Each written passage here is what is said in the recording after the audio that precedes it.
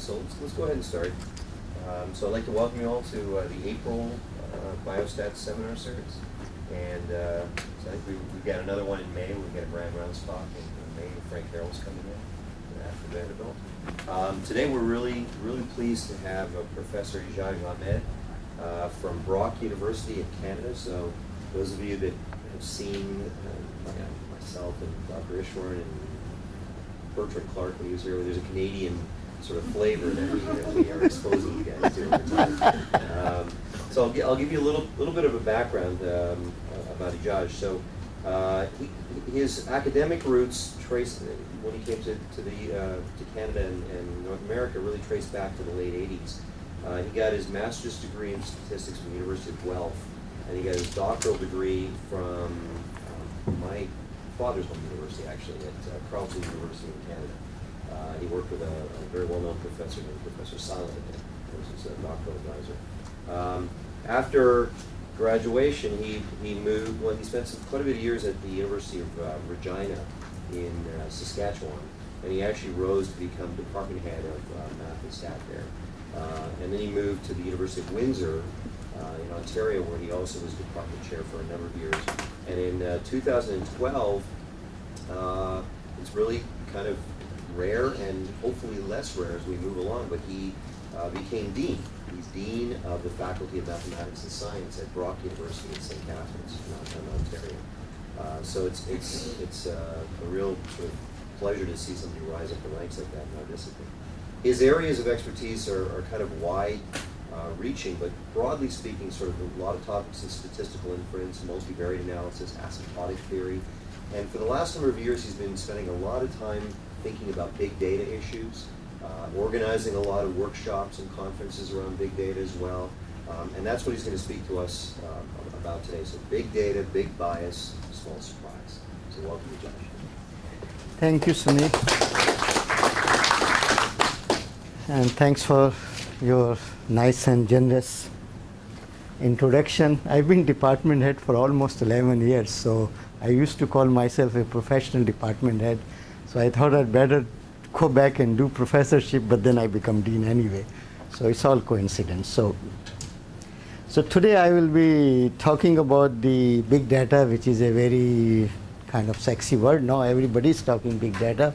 And it's in this data-rich world we are living now, data is everywhere. Anywhere you go, it's a data. For a statistician, to me, it's when we analyze this data, there is a model, there are parameters, so it's a statistical objective is to estimate the parameters and as good as possible. And in statistics there are definitions of when is estimator is good or not. So that's we'll be talking about so basically we will talk about some estimation strategies, some asymptotic results, and a simulation study, and finally application. As I was talking to graduate students, PhD students, I was telling that before I used to get by just with the asymptotic results. Nobody asked me to do simulation. So then another wave came, you have to do simulation. Okay, let's do simulation. And then no, it has to have application. You need to have a data set. For you, biostatistician is not a problem. So these are the three basic ingredients or you can call it MPU, minimum publishing units, to get a paper through.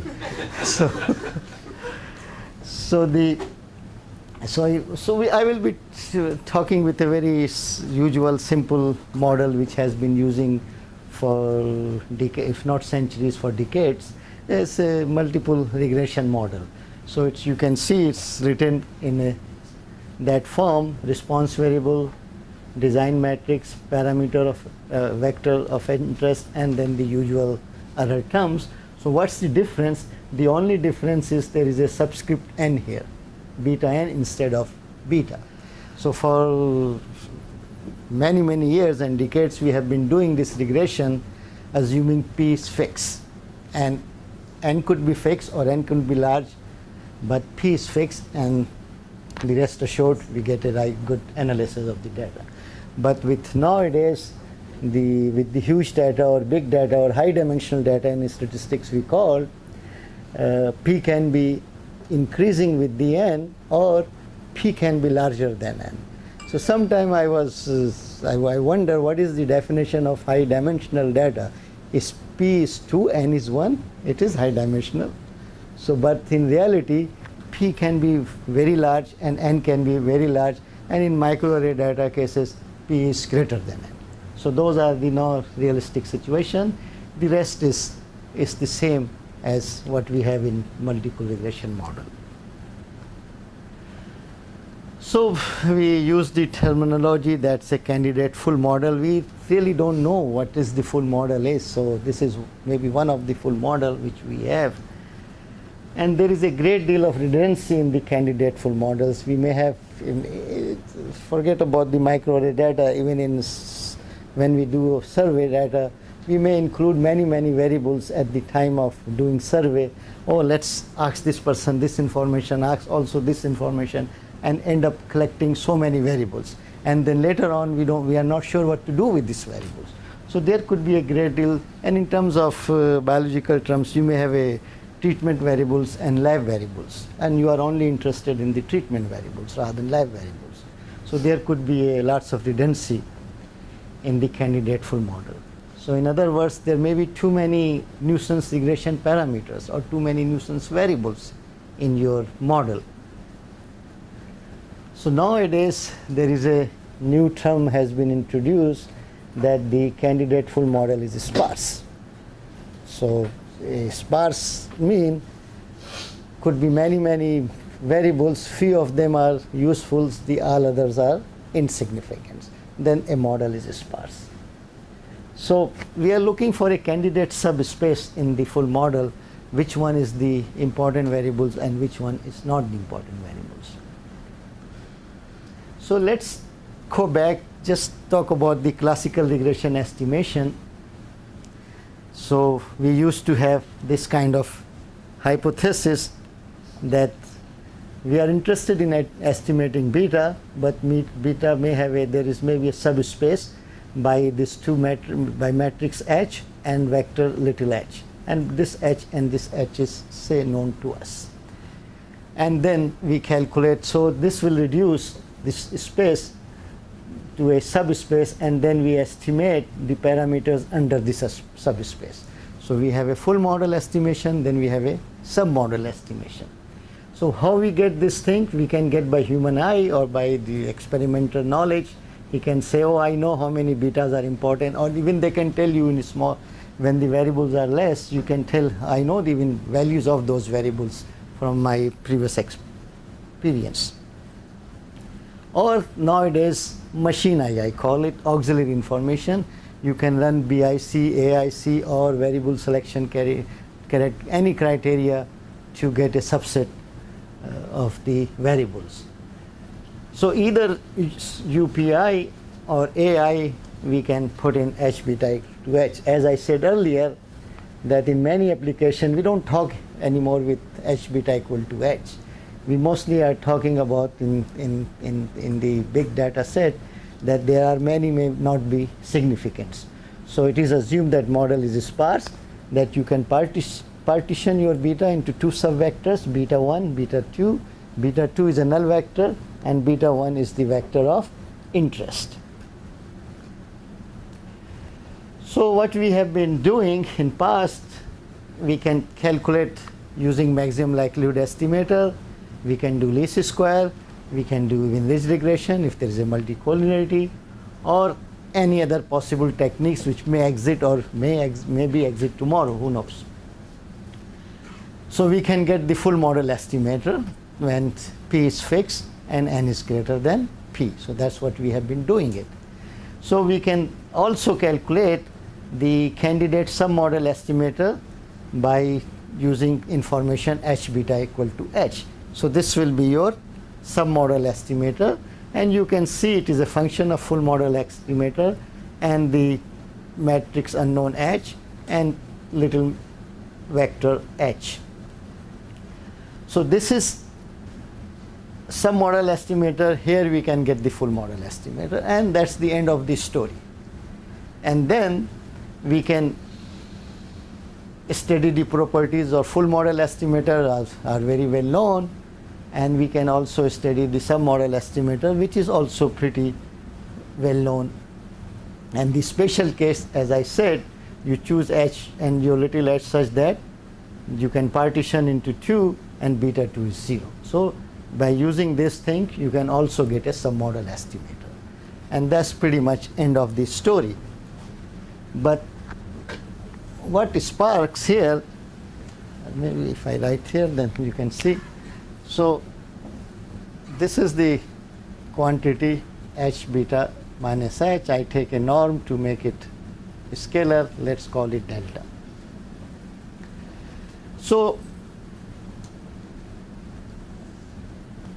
if delta is true, if I calculate the risk or mean square error for the parameter estimation, that's what we do in statistics work.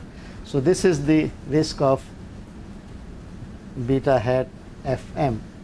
It's just constant, whatever. Now it has nothing to do with this additional information from the subspace that either beta 2 is 0 or h beta equal to h. So that's just a constant. And then you put a restriction that you have a less number of parameters. Of course, your sample size is fixed, and now you have less parameters. So less parameters to estimate, you will get a better results. So if you calculate the MSC of this one, and this is the part with the issue with the submodel estimator. So it will have a lower risk of estimation, but then it grows and has no bound. When h beta equal to h, if the partition is true, or beta 1 and beta 2, you partition it, beta 2 is a null vector, you got substantially low estimation risk or prediction error, if you want to talk in that term.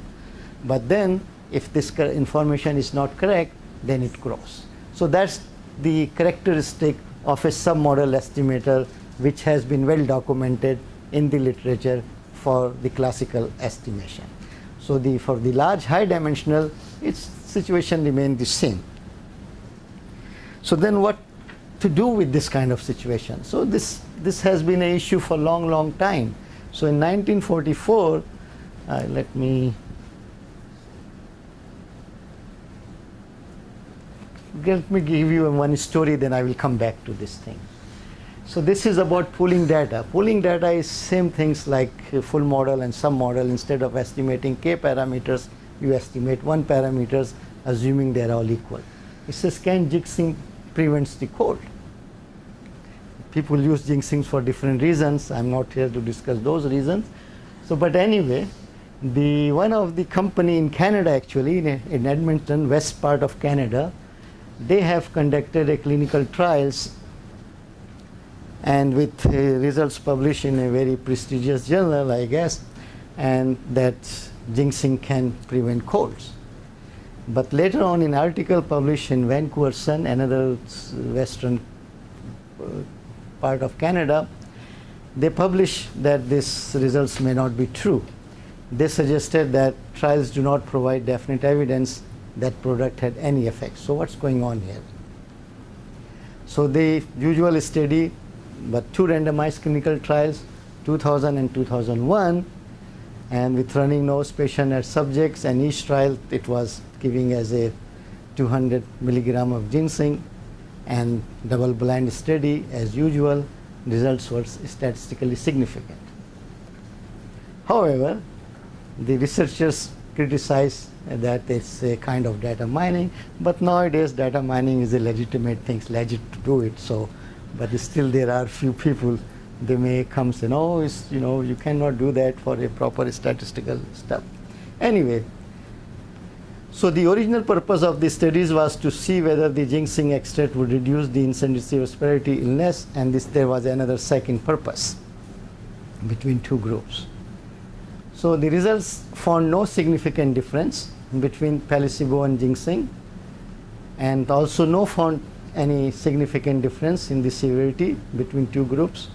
However, when the researcher pooled the data from 2 studies, they did get significant results. So they pooled the data to get something else. So it's like a full model with 2 parameters, some model with 1 parameter. So that's what we call it, pooling data, making sense of folly. So actually it is in the first year book for Introduction to Probability and Stats, which I am one of the co-authors. It's a case study over there. So I'm not selling my book here. This is a Canadian edition. So don't worry, I will not bring my book to sell you. So, but we thought, I personally believe we should let our students know from the beginning that data can be used and abused in a different way. But I mean, there is nothing wrong in combining 2 studies, but how we use the results. So it's, if you don't find something, whatever you want, and then another study you do, and then combine them, get another result. So there are some moral and ethical issues on this thing. So coming back to what I was talking, in the regression model, so you deal with the full models, and then you pick a submodel, and there could be more than one submodel. So based on one submodel, drawing a concrete inference may not be very powerful. So for this reason, so either we write h beta equal to h, or we can partition beta 1 and beta 2. We say, let's put a usual statistical testing of hypothesis. It is true or not equal. And then we can form a test statistics. So based on the outcome of test statistics, we can pick full model estimator or submodel estimator. So if a test statistics is not rejected, then submodel estimator. If it is rejected, then full model estimator. In fact, this is called a pretest estimator. So you can say, if this is an indicator function of test statistics, so if it is Tn is less than this value, it will take 1. We are using submodel estimator. If test statistics is greater than this thing, this value is 0, we are using submodel estimator. So it chooses between 2 estimator.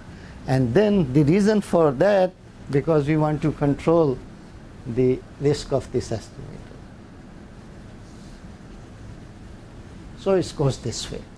It's small, but it's still submodel estimator is the best if the information is correct, goes up, achieve maximum, and come down. So that's not, it's good enough. And it was suggested in 1944. So this was not good enough because it doesn't do well. So then you can construct another estimator. It's called shrinkage estimator. It is a true shrinkage estimator. And now it is a function of, inverse function of the test statistics. It's still, so it's not taking one or other. It's adjusting the weight accordingly, and you come with another estimator. And beauty, and there is some for technical reason, you can take a positive part because there could be an over-shrinking problem. So you call it positive shrinkage estimator.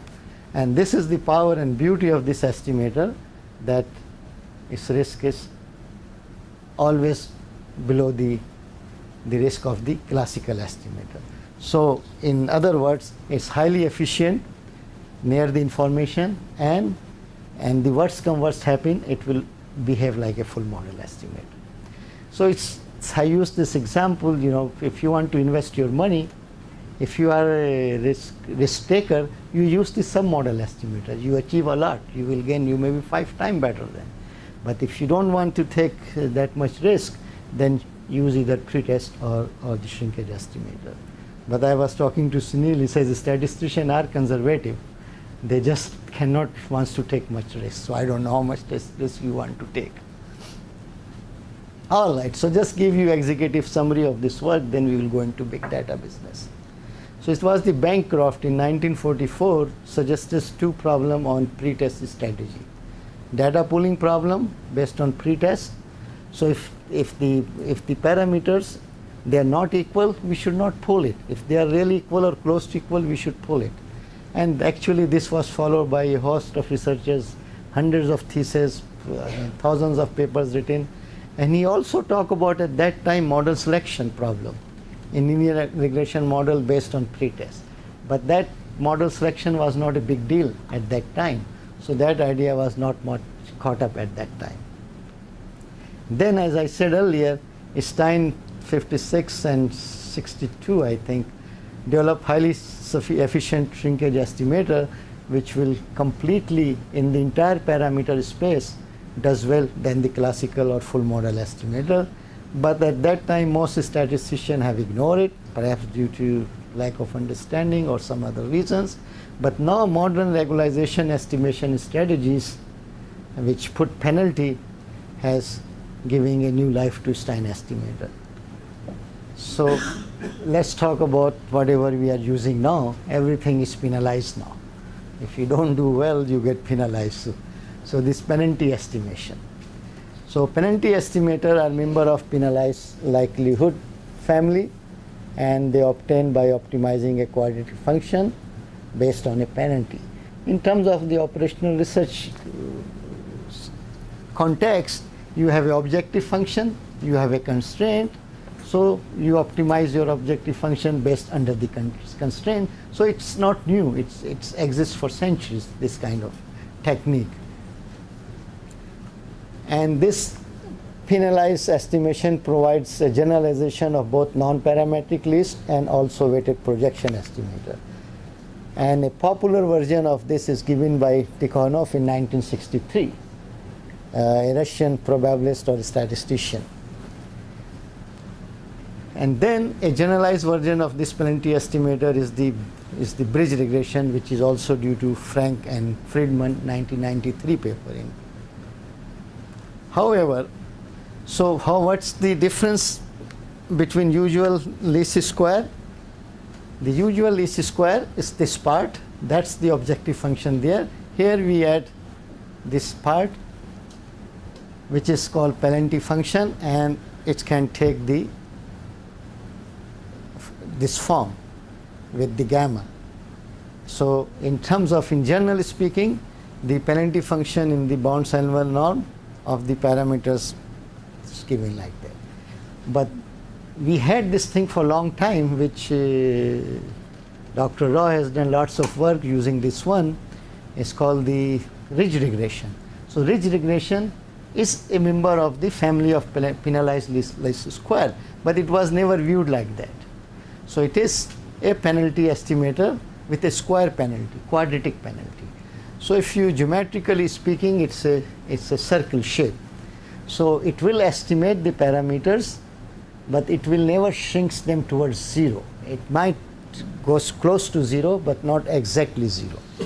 So this is called L2 norm.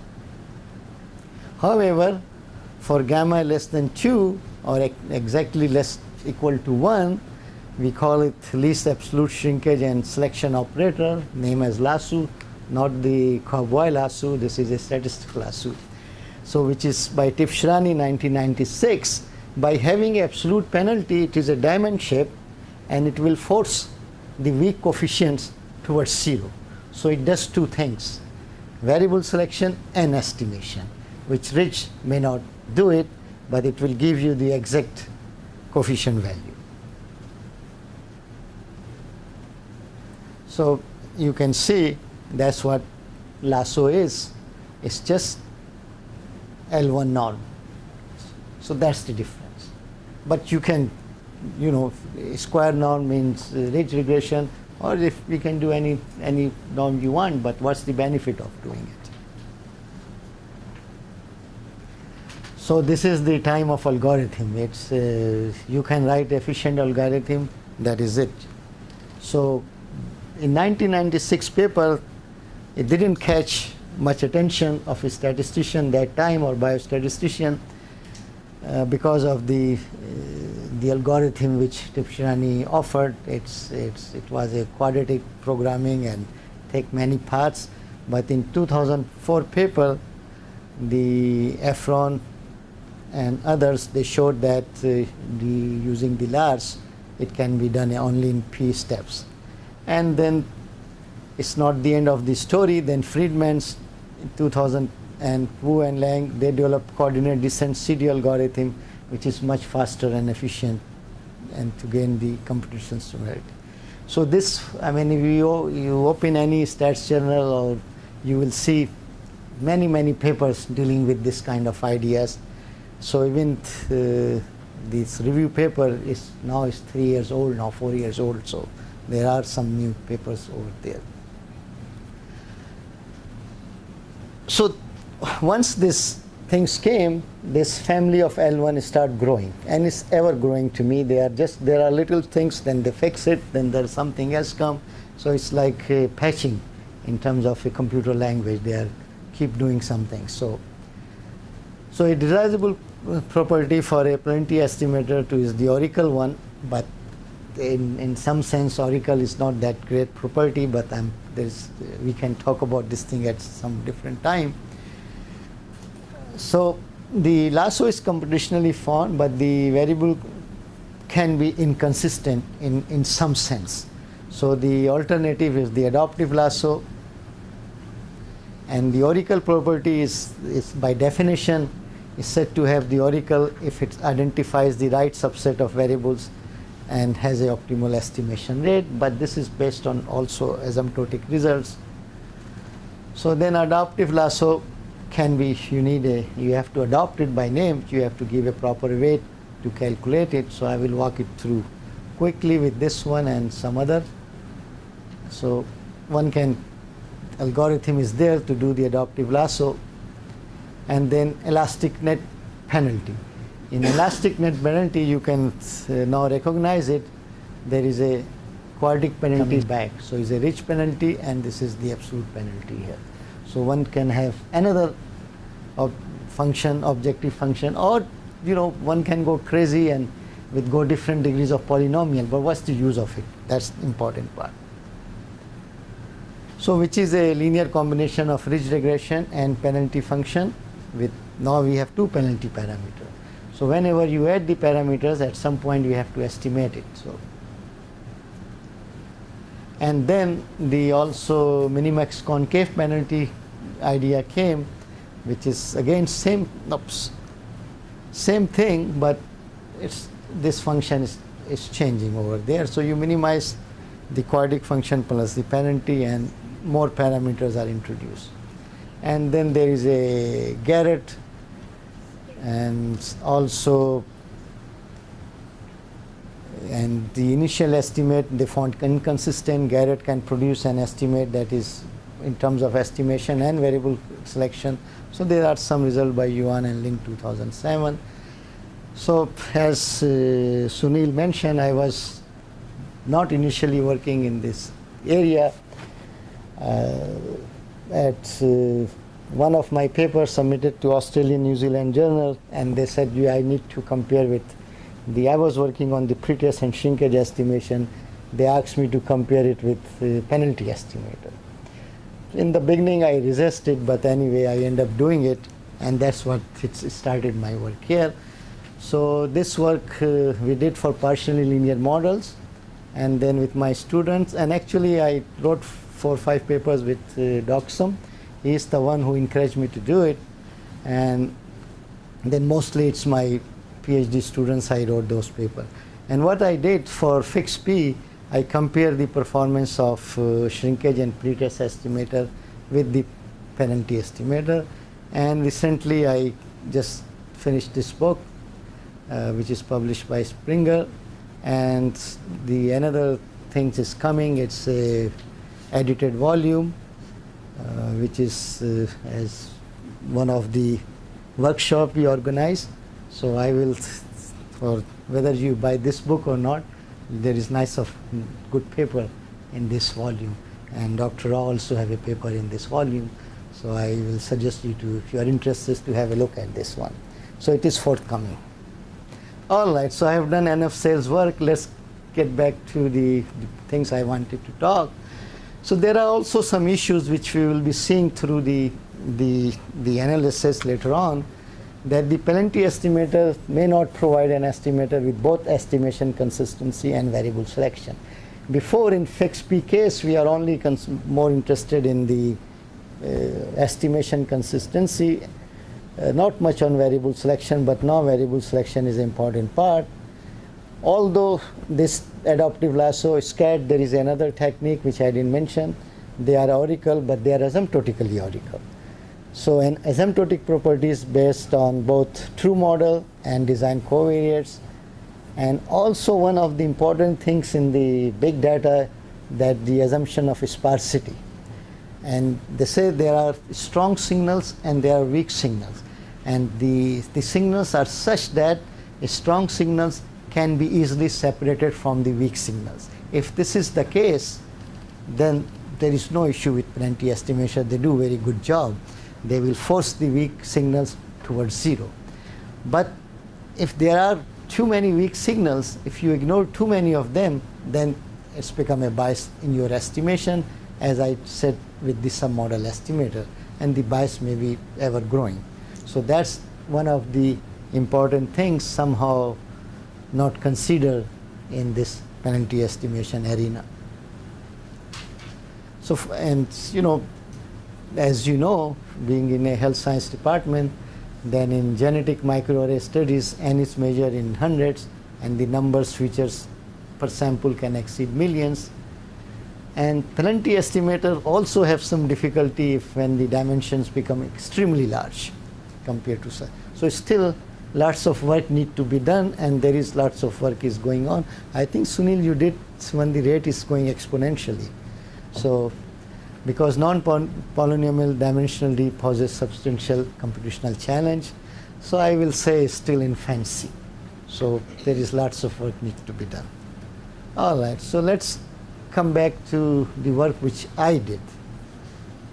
I talk about the shrinkage estimation with fixed P, because what happened when you select a submodel, say only 5 genes are important for the prediction, and there was thousands of genes, you said they are not.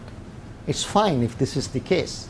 So with that submodel, we lost all this information about especially small contribution. So how to bring back that small contribution in our estimation process? That's the main reason of this work. So the shrinkage estimation, which combined full model estimator and submodel estimator, you know, strong genes with the weak genes. So these asymptotic results depend on heavily on maximum likelihood. So this is a technical issue, so I cannot use that one, especially when Pn is greater than n. We cannot get a consistent estimator, and also the identifiable questions, we cannot identify them. So these are the problem when P start growing with n, or P is greater than n, with the classical shrinkage estimator, which I showed you earlier. So how we do that? We also partition our into two space, beta 1 and beta 2, and again we say that this is the main contributor, and this may be all zeros or may include some small contributors, small signals, weak signals. So I will walk, you need to make some assumptions, so I will go through this. So still you recall our null hypothesis was h beta equal to h. Here we say that the second component is equal to 0.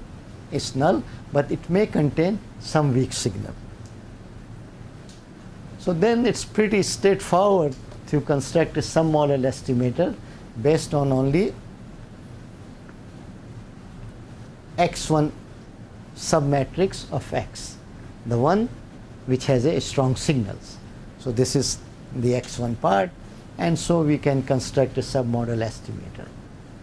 So the variable selection technique or lasso or its variants, they give you the solution based on variable selection. So we are saying that by using a variable selection technique, I can consider this estimator. And then, as you notice, that we need a full model estimator to construct a Stein-type shrinkage estimator. So how I get a full model estimator?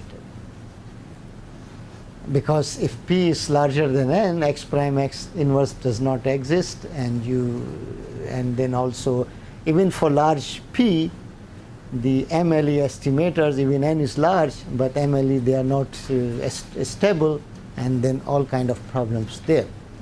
So we use the ridge regression. Ridge regression was also designed to take the situation when P is greater than n, because it works with the generalized inverse.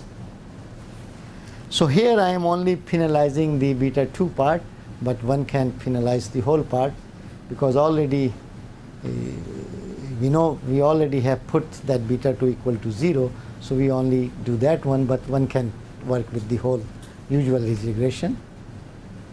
And then we have another tuning parameter. So, and then we define the weighted ridge regression, and eventually this is our beta hat weighted ridge based off AN and RN. So we call this estimator as a weighted ridge from two aspects. We use weighted ridge instead of a ridge penalty for the edge shrinkage estimation, since we do not want to generate some additional biases caused by additional penalty on beta 1, but we can do it and then we can compare it. So basically we call it beta 1 hat WR for some vector beta 1 and some vector beta 2. And then life is easy.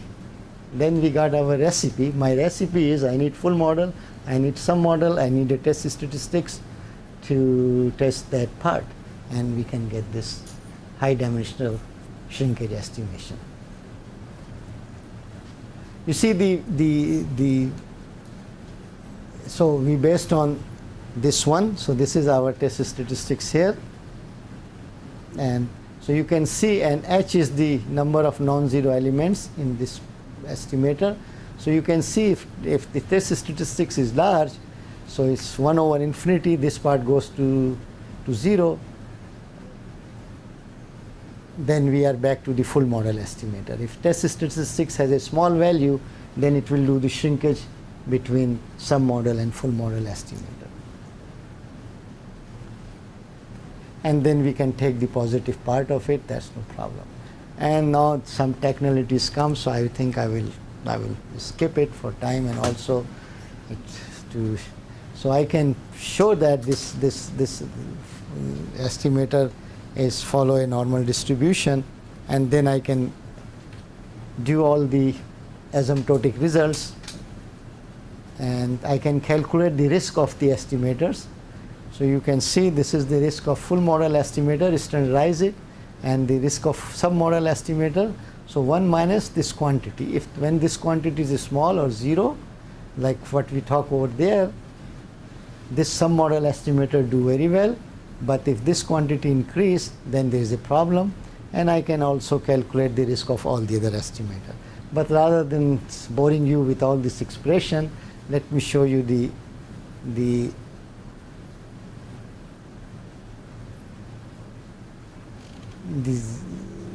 some simulation results.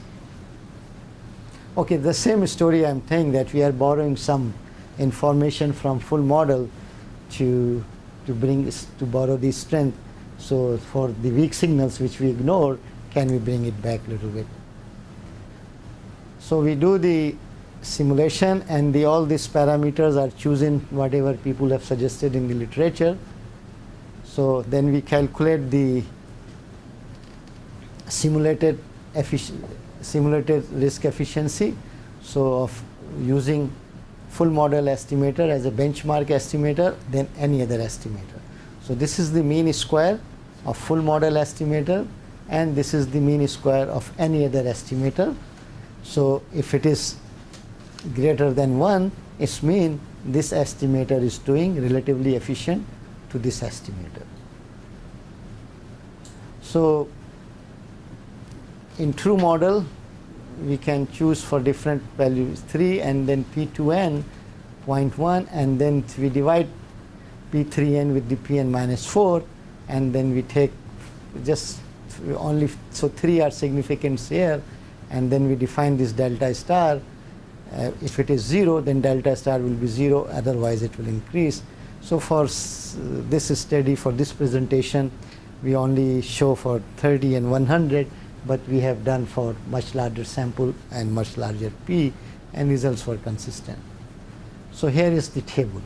So in this table, I am only showing you the risk of some model estimators relative to full, and the positive high dimensional shrinkage. So when information is correct, if once your model has only strong signals and no signals, So this is the case, delta is 0. So you can see the selected sum model, very powerful, is 16 times better. Its efficiency is 16.5. On the other hand, this positive shrinkage is only 4. But when their weak signals comes into the model, and so this delta star start increasing, this is efficiency goes to 0. That's what I was talking here. The risk goes to infinity, efficiency goes to 0. So it will continue, but one can say how realistic is that, how far it can go or not. That's I left on the experimenter. They know about their model better than me. But on the other hand, the beauty and power of this estimator is that its efficiency will be at least 1 in the presence of weak signal. It will never go below 1. So it's retain its property. So it's very high when the submodel is correct, and then go low, but it will be remain at 1. So here is the n is 30 and p is 30. But look what happens when submodel become inconsistent when p start going large, and especially in the case of when there are weak signals. So look at p is 398. So it does well, but then it's start getting worse very fast. But this one is still retain its property. So this is comparison with submodel estimator and shrinkage one. How about the penalty estimators, the last one, other one? So this is also some graphs with showing similar pictures. So let's do the comparison with the penalty estimators. So here, this is the main things. We introduce some weak signals. So these are the strong signals, 1.532, and then some weak signals, and then sparsity. These are no contribution. And again, we choose only n here to show it, but we have done difference value. And we take a 3.7 and different numbers.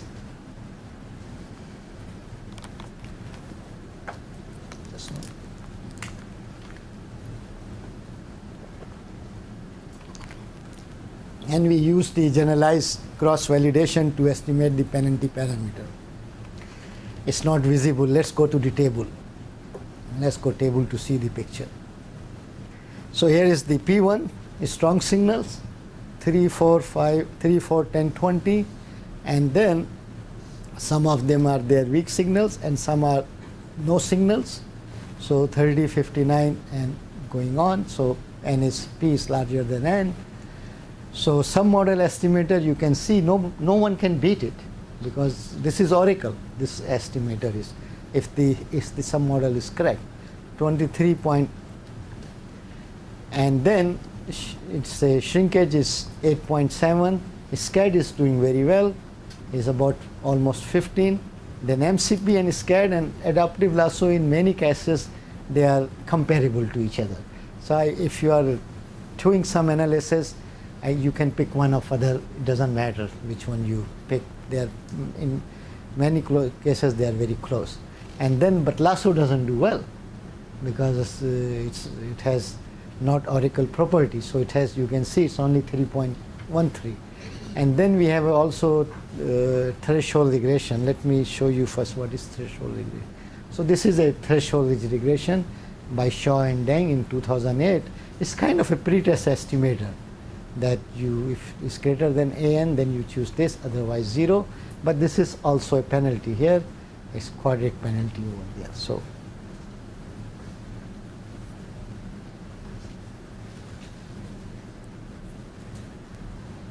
So threshold is, for some reason, it's not, Sunil, you know the reason for threshold? I'm not sure why threshold is doing so badly, but anyway. So, but then you look at when Pn start increasing, the submodel estimator, when there are many coefficients are with the weak signals, it's also, its efficiency goes down. And the pretest, positive shrinkage is doing as well as good, and the all other penalty estimator, their efficiency start going worse and worse. Because if the case can be different, if I don't have these weak signals. If I don't include this weak signal in my study, then there will be a different story. They will be all comparable. They will be doing well. But this was my conjecture long time, and many people have conjectured it that there will be issue when there are weak signals with this kind of experiments. So what is the solution? This is a solution that let's combine submodel estimator with full model estimator and bring the weak signals into the system. You know, the simple example I gave about this thing is a dollar store. You know, you go for everything you can buy for dollars, you go dollar store now, or you are very rich, you don't go there. So in everything you can buy in a dollar, they have dollar store here? Okay. Oh, yeah. All right. So now are you guys looking at me? I thought maybe I came from different planet or something. So anyway, so in dollar store there is it's not millions, at least thousands of items there. And he's making only few cents on each item, the owner. And as a statistician or biostatistician, you go and say, oh, I can predict your income. He didn't ask you to predict his income, but we forced him, oh, I will predict your income, and then I will charge you some money too. So anyway, he agreed. And then you predicted his income is zero using a plenty estimation, because they are all making 0 cents, where few makings are maybe 10 cents more per item. So this was zero. So then the guy said, okay, so your fees is also zero. I don't make any money. So this is the issue with the weak coefficient. We can ignore it, but in all situations we cannot ignore it. Can you put the threshold bridge up for a second? Okay. Usually the threshold has to increase. Yeah, it's AN. It has to be some function of the sample size. Yeah. And if that goes to infinity, then that's your AN there, right? Yeah, exactly. So then it is consistent. It has the oracle properties. I'm not sure. Yeah. So I was kind of surprised with that result, but that's what it is. All right, so this is enough with mathematical proof, and also simulation I call engineering proof, not in any bad ways or anything, but we can engineer whatever you want. So anyway, so this is all already I have said during my this presentation. So this is the same, summarizing those things with shrinkage and penalty. It's no rocket science, because you brought some of the strength by bringing full model estimator into your estimation process. So we use this well-known data set, which you guys understand the meaning more than me. So this has been analyzed by Huang, Ma, and Zhang in 2008. So it has 31,000 different prop sets. And Huang, Ma, and Zhang 2008, they study a total of 18,976 props, and the regression analysis was conducted. They find the props that more or less is to T trim 32, 19, and 24. So again, there are two submodels. Which submodel you would like to select, based on 19, based on 24? So they use lasso and adaptive lasso methods. So as you notice, for our estimator, we need a submodel estimator. So this is the two submodel estimator. Based on one is 19, based on 124, and then we use weighted regression to do a full model. And in this case, you guys are more comfortable with the prediction error rather than the parameter estimation. We do prediction error. And it's same thing, you know. This is prediction error based on full model and based on two submodel, respectively. So you can see in the graph, this is the shrinkage estimator. One is based on adaptive lasso, this is based on lasso. They're all with different PN, they are all highly efficient than only based on lasso or adaptive lasso. And here the box plots also show this is based on lasso, this is with 1000 and this is for 400, and this is based off both shrinkage estimator, so prediction error is drastically smaller. So, you know, when with data sets you don't know weak signal or strong signal, anything else. So when the shrinkage strategy is doing well, so it is suspected that the data set may have some weak signals. If there was not weak signal, then maybe they will be more comparable. So that's so this data analysis shows that in the presence of weak signals, your prediction accuracy may be off. So it's almost about time to sum it up. So what we did, we generalized the classical Stein shrinkage estimation to high dimensional sparse model with some predictor with weak signals. So when Pn grows and quickly, it is reasonable to suspect that most predictors do not contribute, that model is sparse, but there could be some weak signals. If it's not, then there is nothing wrong. This proposed estimator will do as good as penalty estimator. So existing penalized regression approaches have lots of advantage, not some, of generating parsimony sparse model, but tends to ignore possible small contribution from some predictors, may not be many. So that's pretty much the story is.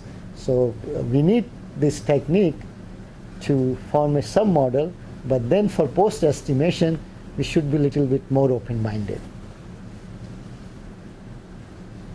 So just give you some historical remarks, and that it was the Gauss who offered two justifications for least square. First, what we now call the maximum likelihood argument in the Gaussian error model, and second, the concept of the risk and the start of what we now call the Gauss-Markov theorem. And then Stein 1956 paper revealed that neither MLE or UMVU, they have a desirable list functions or prediction error functions when the dimension of parameter space is not small. The Stein in 1956, when he proposed this, the estimator was more efficient when P is large, but that time people were not, the data was not this kind of situation, so it was, people didn't pay much attention. And as I said, the height shrinkage estimator performed both estimators. So, as you all know, that big data is the future of science, and transdisciplinary research in statistical science is must. And you know why transdisciplinary research? Because the funding agency, they like transdisciplinary. They don't want to give one person $millions. They want to give 20 people $millions.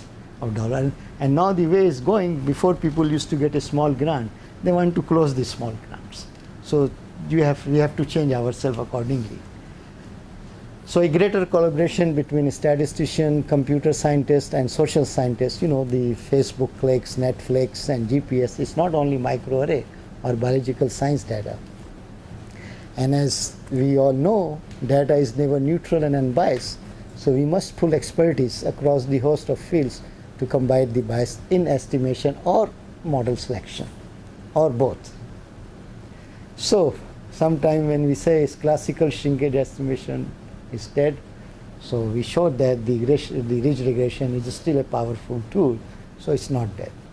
And finally, there is a clash of cultures now. And in statistical science, we used to study classical problems. It's like for regression problem, classical, P is fixed, and classical assumptions, life is easy. But now and then, we give exact or analytical solutions.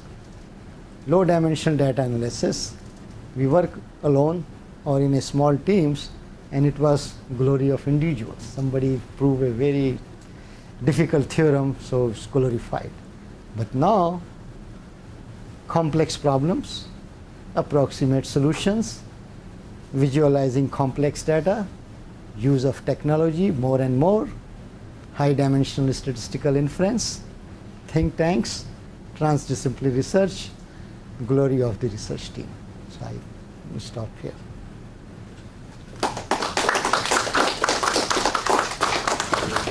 If no, then I will show you, I spent 1 hour, I bored you for 1 hour. I could have done all those things in 5 minutes or within 1 minute.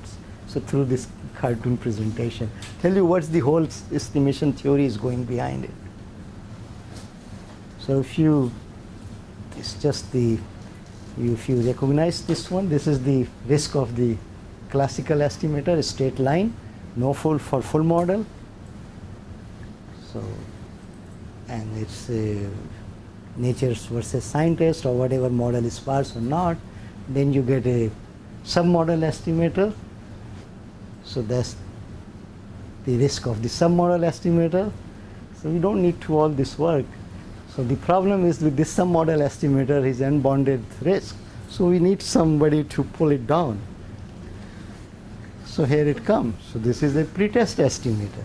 And this is the Bancroft 1944, but it was not enough to bring it down. Stein 1956, shrinkage estimator the risk. And now most of us are doing this thing, and the next thing is the lasso one. So lasso or plenty estimator have similar properties. If the submodel is correct, they will do well, as Sunil just said, but if they are sparse, otherwise they become like any full model, or maybe they will go worse with that. So it's in 1 minute the whole talk is done. All right, thank you.